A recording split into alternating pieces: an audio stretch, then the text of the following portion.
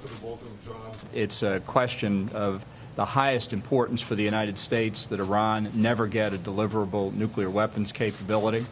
It's why President Trump withdrew from the wretched Iran nuclear deal. It's why he is reimposing economic sanctions.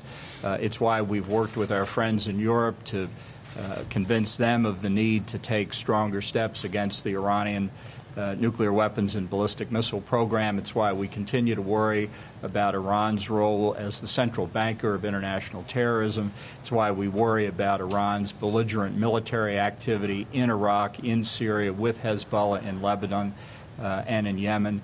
All of these threats in the region are also global threats because of the risk of international terrorism and especially terrorist possible use of weapons of mass destruction.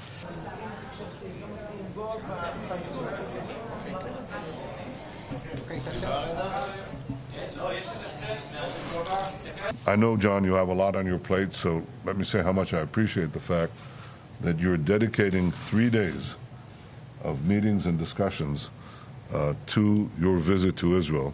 That's no small matter. Second, I want to use this opportunity once again to thank President Trump for walking away from the terrible deal with Iran. The nuclear deal did not block Iran's path to the bomb. It paved Iran's path to an entire nuclear arsenal. And by removing the sanctions, it enabled Iran to bring in billions and billions of dollars to its coffers, which only fueled Iran's war machine in Syria, in Lebanon, in Yemen, and elsewhere.